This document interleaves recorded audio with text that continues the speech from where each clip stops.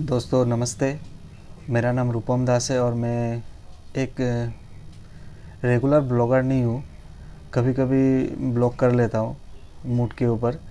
तो मेरा सब्सक्राइबर भी ज़्यादा नहीं है और व्यूज़ भी ज़्यादा नहीं आता है, फिर भी कुछ इश्यूज़ पे ब्लॉग बनाता हूँ। और अब ब्लॉग के जरिए आपको बताना चाहता हूँ कि कुछ चेंजेस पहले भी चेंज होता है कंट्रीज़ में, कल्चर में, सोसाइटीज़ में, लेकिन फ़िलहाल के सिचुएशन में जिस तरह से चेंजेस हो रहा है तो ये काफ़ी फास्ट है। बहुत फास्ट चेंजेस हो रहा है हमारी सोसाइटी में, हमारी थिंकिंग में, हमारे हर एक चीज़ में चेंजेस इतना फास्ट हो रहा है कि इसको हर कोई महसूस कर रहा है।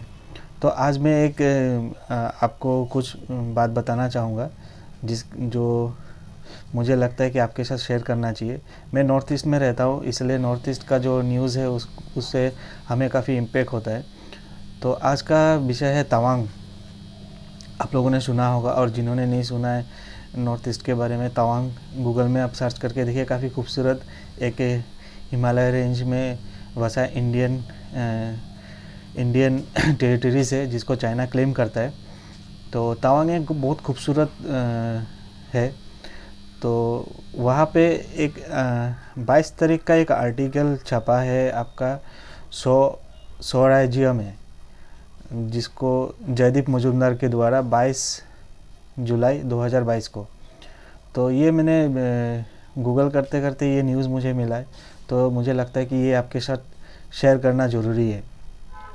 इसमें लिखा है Tawang church issue, local Buddhist oppose illegal structure, Christian bodies plan state wide movement. तो इसमें है आपका थोड़ा अगर बोलूँ तो the foundation stone of the Tawang church was laid in 28 June 2015 and construction started immediately after that. Some locals raise objection and on grounds that the structure was illegal. अभी क्या है कि जो तवांग है एक बुद्धिस्ट मेजॉरिटी या बुद्धिस्ट फॉलोअर्स का एक जगह है जहाँ पे बुद्धिस्ट कल्चर को मानने वाले ज़्यादा है। लेकिन हमारे हिंदुस्तान में क्या है कि सेकुलर स्टेट है, तो इस हिसाब से आप बुद्धिस्ट हो या कोई और हो, हिंदू हो, ये फ़र्क नहीं पड़ता आप कहाँ पे मेजॉरिटी में है। वहाँ पे आपको कोई भी अब्राहमिक रिलीजन मिल जाया करेगा और अच्छी तरीके से वो लोग रह सकते हैं। तो अभी क्या है कि जैसे कश्मीर है, उसके बाद आपका कुछ ऐसा पॉकेट्स है जहाँ पे आपका जो मुस्लिम हुआ मेजॉरिटी में है, वहाँ पे जो नॉन मुस्लिम है उन लोगों को काफ़ी तकलीफ़ का सामना करना पड़ता है।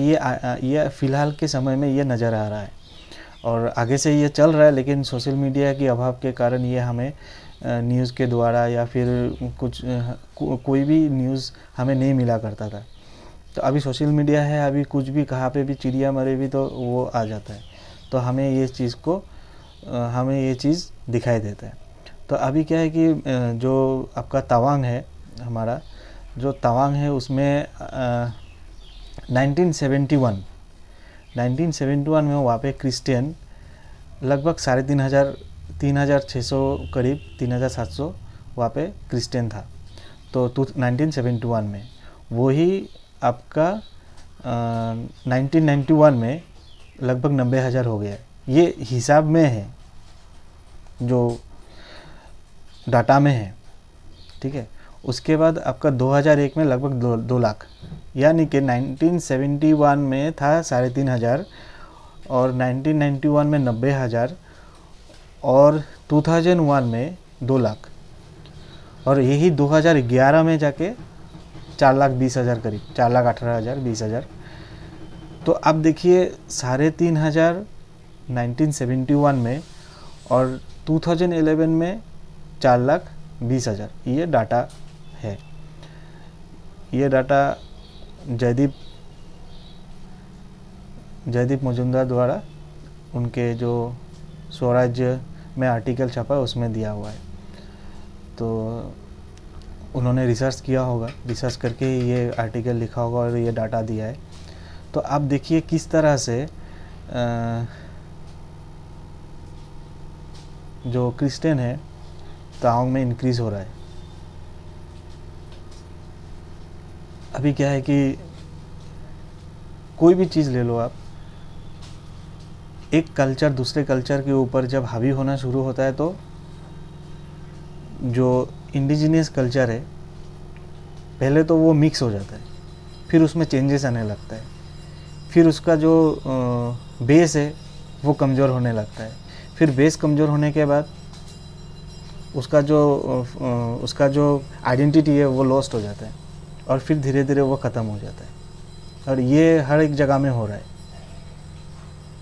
खासकर हिंदुस्तान में बहुत ज़्यादा हो रहा है।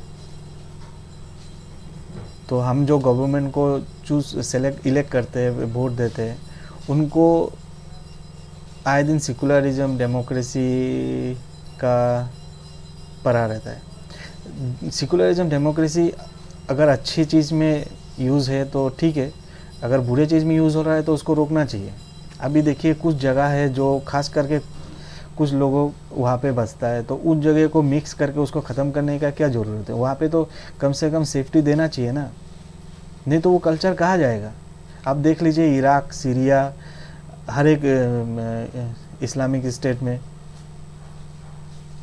एक कल्चर के ऊपर दूसरा कल्चर हावी हुआ, जो इंडिजिनियस कल्चर था वो ख़त्म हो गया। अभी वहाँ पे क्या हो रहा है, ये एक बहुत डेंजरस है। इसको सोच में रखना चाहिए, इसको ध्यान देना चाहिए। अभी क्या है कि अब नॉर्थ ईस्ट में ले लो, मिजोरम, मेघालय, मणिपुर, नागालैंड, और ये सब जो है क्रिश्चियन मेजॉरिटी वाला स्टेट है। अरुणाचल में भी अभी क्रिश्चियनिटी लगभग 40% है और ये धीरे धीरे क्रिश्चियन मेजॉरिटी वाला स्टेट बनते जा रहा है और आने वाले 20 सालों में शायद बन भी जाएगा, 15-20 सालों में। अगर इसको रोकने के लिए कोई आगे आता है तो हमारे देश में जो गवर्नमेंट है वो NGOs, मीडिया हाउस, सम अपर क्लास इंटेलेक्चुअल्स, उसके बाद जो क्रिश्चियन कंट्रीज है जो प्रोपोगेंडा करता है अपने वहाँ के पावर के थ्रू, क्योंकि हमारे यहाँ पे डेमोक्रेसी है, सेकुलरिज्म है, तो हम कमज़ोर पड़ जाता है, हमारा स्टेट कमज़ोर पड़ जाता है। लेकिन ये चीज़ को हमारा गवर्नमेंट को ध्यान देना चाहिए। गवर्नमेंट देश के लिए है, पहले गवर्नमेंट देश के लिए है, देश की जनता के लिए है, उसके बाद इंटरनेशनल पॉलिसीज़। अगर देश ही नहीं रहेगा, आपका वोटर ही नहीं रहेगा, तो आप कौन सा पॉलिटिक्स करोगे, इंटरनेशनल पॉलिटिक्स कैसे करोगे, पॉलिटिकली करेक्ट किसके लिए बनोगे। कम से कम आपके लिए तो आपका वोटर होना जरूरी है ना।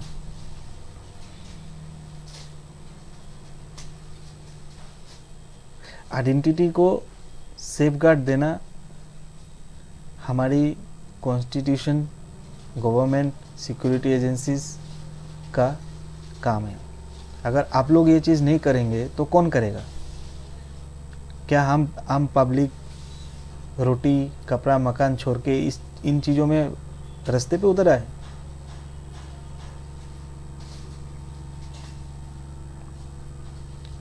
आप कहते हो कि अभी मोदी जी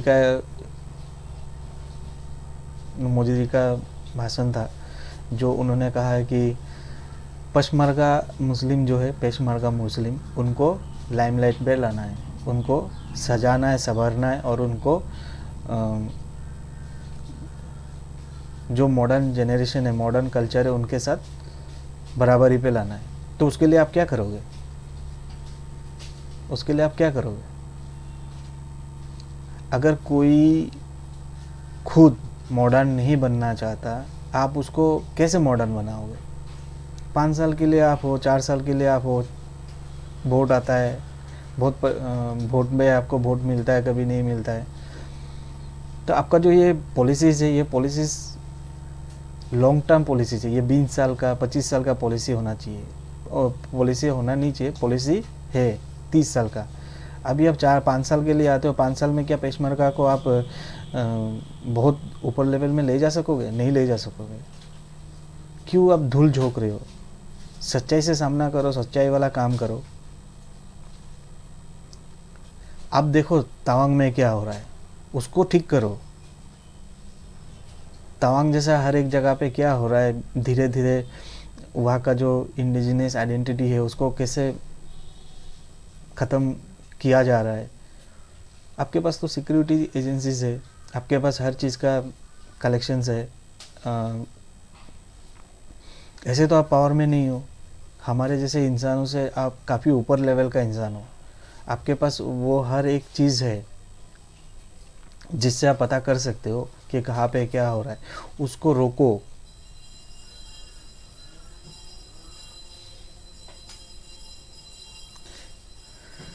हिंदुस्तान में सबको जीने का अधिकार है, लेकिन किसी को मार के नहीं। हिंदुस्तान में सबका कल्चर को मानने का अधिकार है, लेकिन किसी और का कल्चर को ख़त्म करके नहीं। हिंदुस्तान में सबको अपना धर्म मानने का अधिकार है, लेकिन दूसरों के धर्म को नीचा दिखा के नहीं। अगर ऐसा है तो सेकुलरिज्म हटा दो। ये तो सेकुलरिज्म नहीं हुआ। सेकुलरिज्म का मतलब हुआ आपकी नज़र से सब धर्म समान, सब कोई समान। लेकिन काहे का समान है भाई? अलीगढ़ मुस्लिम यूनिवर्सिटीज़ में कमज़ोरों के लिए रिजर्वेशन नहीं है, लेकिन दिल्ली यूनिवर्सिटीज़ में है। ये सेकुलरिज्म है? पता नहीं कौन सा सेकुलरिज्म है। वोट लेने से पहले आप इतना गेरुआ हो जाते हो, इतना गेरुआ हो जाते हो, और जीतने के बाद हरा हरा हरा, चारों तरफ हरियाली। हम पब्लिक बेवकूफ़ है। अरे सिर्फ 30%, 40% जो कट्टर वोटर है वो आपको वोट देता है, 30 से 40, और आप 135 करोड़ का बात करते हो। 135 करोड़ आपको वोट देता है तो ये आंदोलन नहीं होता, किसान आंदोलन, उसके बाद दिल्ली में राइट्स, कोई भी आप प्रोजेक्ट लेके आओ, कोई भी कुछ करो, शांति दूत आ जाता है क्या करने? प्रोटेस्ट करने। ये इस्लाम के खिलाफ है, ये देश के खिलाफ है, ये कॉन्स्टिट्यूशन के खिलाफ है, ये मानवता के खिलाफ है, ये डेवलपमेंट के खिलाफ है। आप हर एक प्रोजेक्ट लेके आते हो, हर एक कानून लेके आते हो, कुछ भी करना चाहते हो, चू चू चू चू करके चोच मारने के लिए आ जाता है। तो आप कौन सा 135 करोड़ का बात कर रहे हो?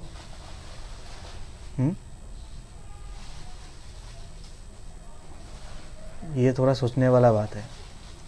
आप सोचो, हम तो सोच लिए, कुछ होने वाला नहीं है आप लोगों से। थैंक यू वेरी मच दोस्तों। स्टोरी लाइन में आज इतना ही, आगे फिर बात करेंगे। देश में बहुत सारा प्रॉब्लम्स है, बहुत सारा इश्यूज़ है जिस पे बात करना ज़रूरी है। और आजकल यूट्यूब में बहुत सारा ऐसा खूबसूरत और सुंदर सुंदर ब्लॉगर्स है जो इश्यूज़ को आगे लाता है, और उन सबको देख के अच्छा लगता है। एक करेज आता है, पॉजिटिवनेस आता है। तो यही बात है।